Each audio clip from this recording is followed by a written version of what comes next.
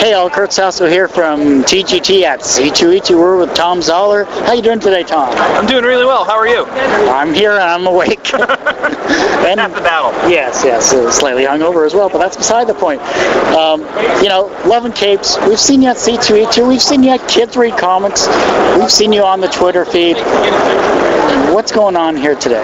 Oh, well, I'm here in Chicago promoting the book. The latest issue 2 of the IDW series, has just come out, so I've got that here. Now that I'm coming out from IDW, it's coming out monthly, which is different. It doesn't affect my workflow. I've been working ahead to get everything done, but it's odd to see it show up on previews every month. It's really cool, but it's just odd to see people getting it in this rapid succession. Well, IDW is a great publishing company. Laura Innes is with them, yourself. Some amazing, great talented there, but how did they pick you up? I happen to be friends with Harlan Ellison, and Harlan asked me one year after San Diego, what would be a good show for you, Tom? And I said, well, I'd like to find someone to publish a book. And he said, what about IDW? I said, well, IDW would be great. I'll give him a call. So he helped set it up. So yeah, that's how it happened. He walked me in the door. Nice guy at that too. Love and Capes is a wonderful superhero comic. It's about normals. It's about supers. You found that balance, and you've always put in different challenges. What new challenges do you have in store for your cast? Well, in the new issue, he gets turned into a kid.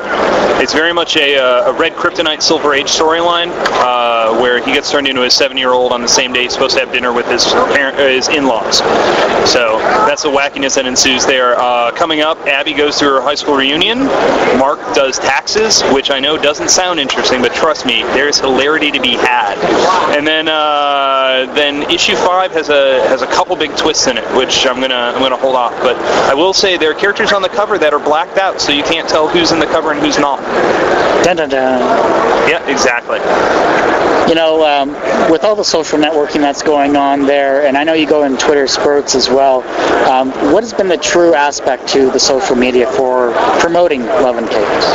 I think it's building a brand, kind of treating yourself as a channel. I mean, everything I post on Twitter is usually true. I mean, I'm not lying about anything. Occasionally, I didn't accidentally wind up in December of 2010 when I traveled back from Seattle, but because when I came back they had all old movie posters for movies that came out last year, so I thought I went through 2 time zones and 6 months back in the past.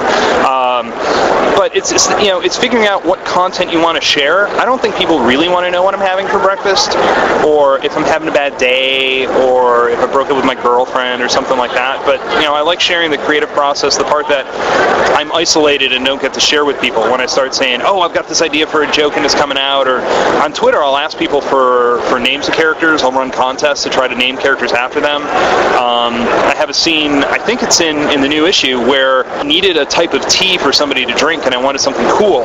So I Twittered and I said, I'm looking for cool tea and I don't drink tea. What should I do? And I got like 6 different suggestions and they made them in the book. So C2E2 is a great convention here. It's a wonderful Midwest con. I'm glad they're doing another year in a larger venue at that. But when it all closes up, what are you personally going to take away from your experiences here?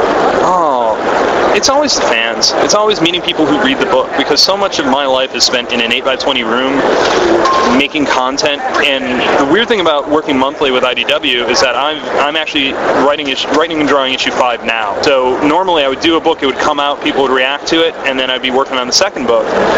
This time I've had all these stories that nobody has seen, and they're starting to come out, and I'm starting to get the reaction from people who say, oh, I really like this part, this was really cool, how'd you come up with that? Things like that I have been denied because I've been working on this thing for a year and nobody's seen it. Well, we've seen it, we like it there. I want to thank you for this interview, and I hope you have a great rest of your con time. You too, take care.